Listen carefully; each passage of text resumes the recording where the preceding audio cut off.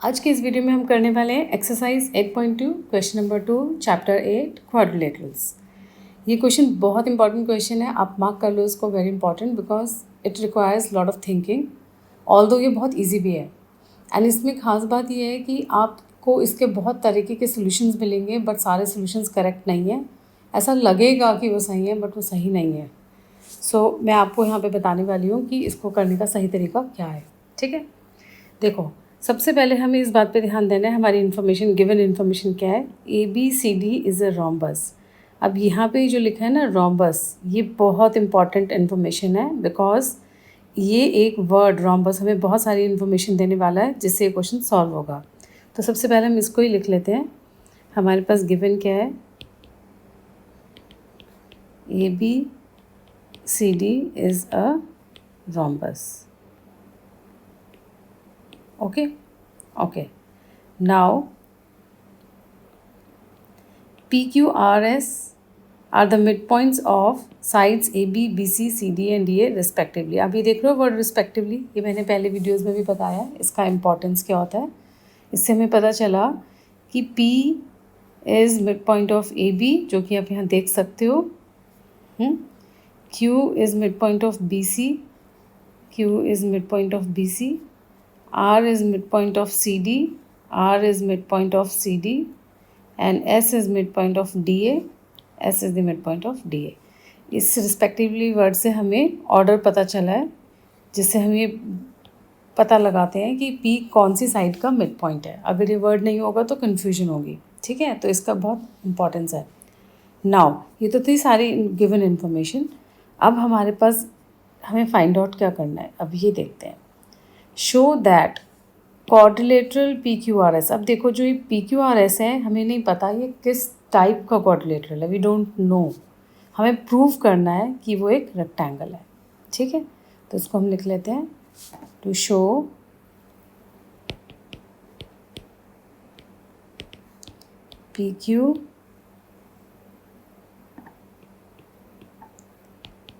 PQRS is a quadrilateral, sorry rectangle. ठीक है,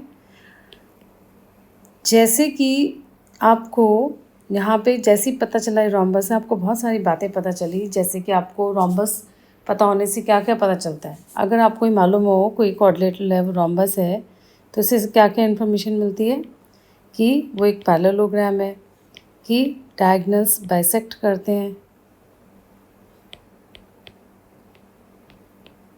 ठीक है, ये पता चला कि ऑल साइड्स आर इक्वल। इस तरह से हमें बहुत सारी चीज़ें पता चलती हैं। तो इस बात ये सारी इन्फॉर्मेशन जो है अब हम कहीं ना कहीं हमारे को इस क्वेश्चन को सॉल्व करने में काम आएंगे। और जैसे ही हमें पता चलता है कि हमें शो करना है PQRS एक रेक्टेंगल है, तो हमें इससे क्या मालूम पड़ा, रेक्टेंगल शो करने के लिए हमें चाहिए क्या, ये पता चला। हमें क्या चाहिए, हमें चाहिए अ पैरेललोग्राम सबसे पहली बात, and one angle is 90 degree. तो आप अपनी डेफिनेशंस के जितना करीब रहोगे, जितना उसको फॉलो करोगे, उतना आपके लिए सब कुछ बहुत इजी हो जाएगा। ठीक है, ये हमें शो करना है। तो शुरू करते हैं।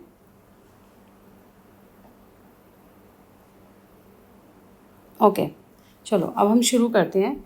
यहाँ पर हम कंस्ट्रक्शन करेंगे।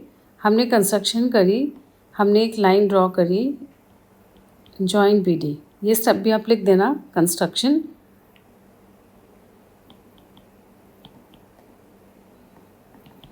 क्या, जॉइन B to D। ऐसे ही आप ये भी जॉइन कर लो, A to C। और ये जो पॉइंट आया है ये हो गया O, join A to C। चलो ये तो हो गई construction.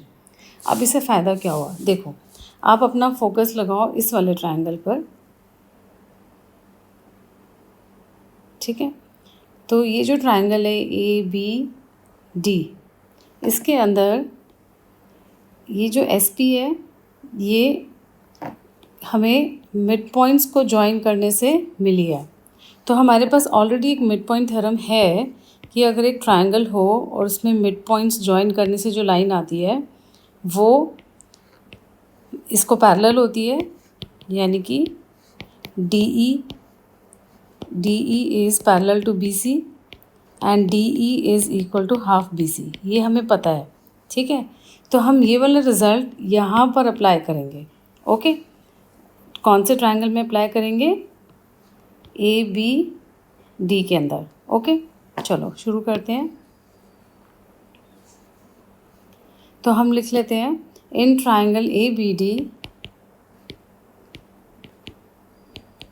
In triangle A B D S and P are mid points of A D. देखो ऑर्डर में लिखेंगे, एस पहले लिखा है तो ए डी पहले लिखा, पी उसके बाद है तो यहाँ पे भी पी उसके बाद है, A D and A B, और फिर वर्ड भी लिख देंगे रिस्पेक्टिवली, जिससे कि ऑर्डर के बारे में हमें पता चल जाए। तो हम लिखेंगे by mid point theorem,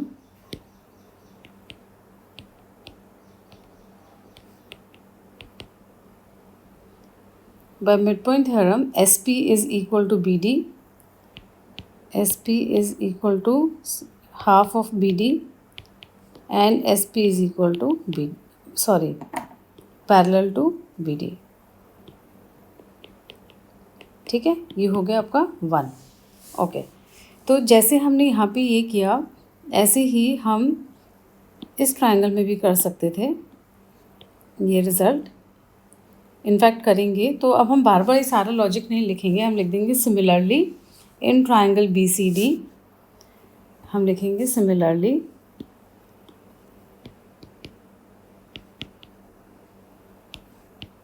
in triangle B C D.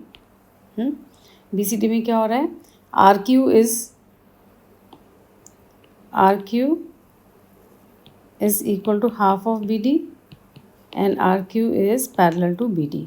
Okay, ये हम लिख देंगे। सो हम यहाँ लिख देते हैं R Q is parallel to B D and R Q is equal to half of B D. ये हो गया नंबर 2।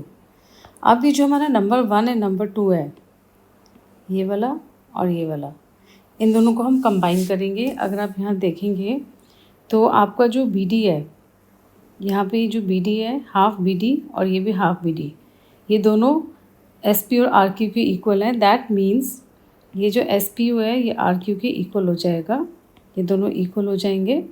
एंड मोर ओवर हमने देखा बी डी जो है वो एस पी के पैरेलल है और यहाँ बी डी जो है आर क्यू के पैरेलल है। इसका मतलब एस पी और आर क्यू एक दूसरे के पैरेलल हो जाएंगे।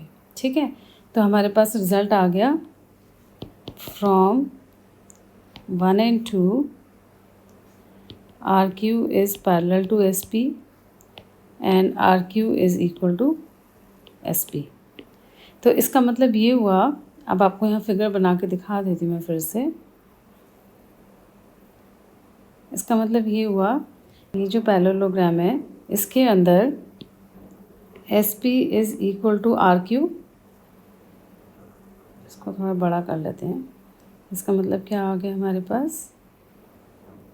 इसका मतलब हमारे पास आ गया SP is equal to RQ and SP is parallel to RQ। ये रिज़ल्ट आ रहा है। ओके, तो हम क्या करेंगे, ये एक पैरेललोग्राम बन गया हमारे पास। ठीक है, तो हो गया दिस इम्प्लाइज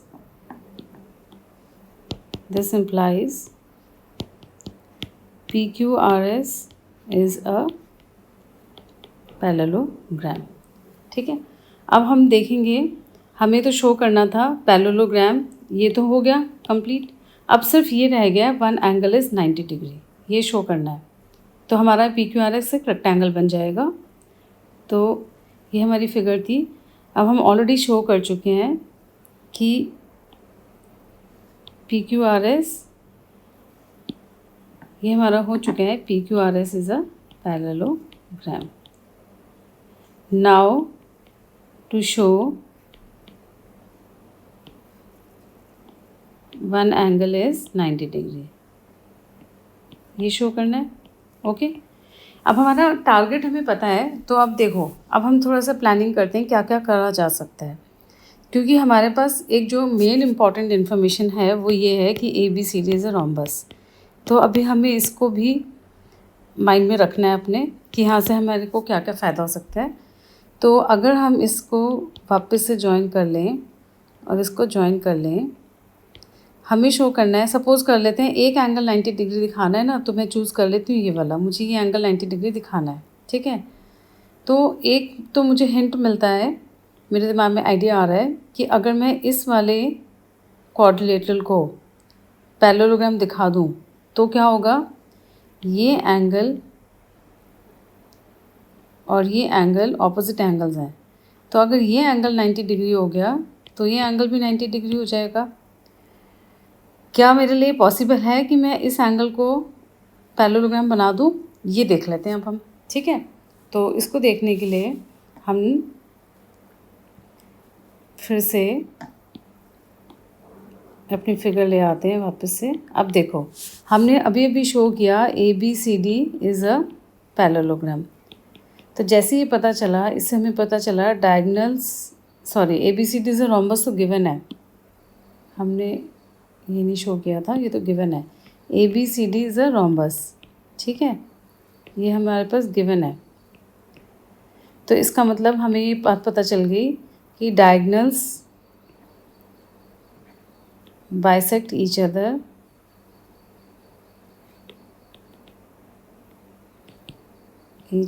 at 90 डिग्रीज।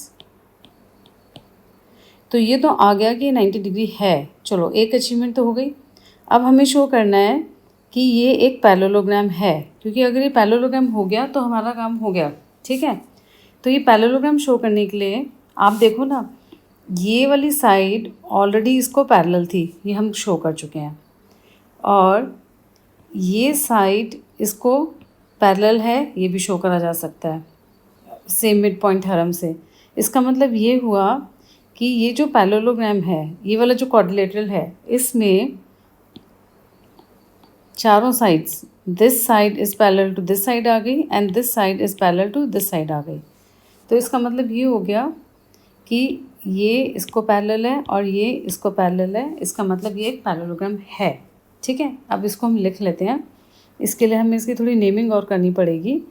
हम इसको पॉइंट को O मार्क करते हैं, इसको हम E मार्क कर लेते हैं, इसको F मार्क कर लेते हैं, ठीक है। और हम लिख लेते हैं OF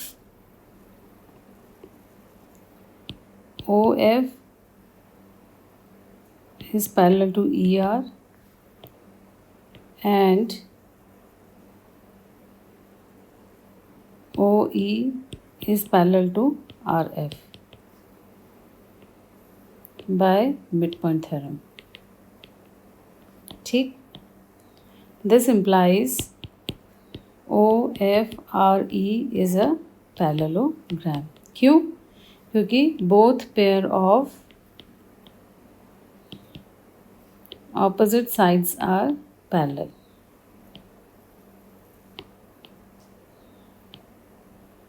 ऑलराइट, अब एक पैरेललोग्राम में, किसी भी एक पैरेललोग्राम में ऑपोजिट साइड्स हमेशा, ऑपोजिट एंगल्स हमेशा इक्वल होते हैं। तो ये इक्वल हो गए, इसका मतलब ये एंगल भी 90 डिग्री होगा। तो हम लिखेंगे this implies angle O is equal to angle R, this implies angle R is equal to 90 degrees because angle O is equal to 90 degrees, proved above. ये भी अभी हमने प्रूव किया है। कहाँ किया है? ये रहा, ये रहा, ठीक है।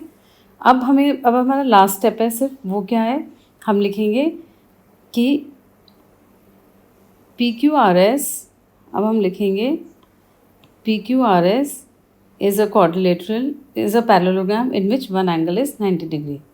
So this implies PQRS is a parallelogram in which one angle is 90 degrees. This implies PQRS is a rectangle, ठीक है। ओके, क्लियर है ये?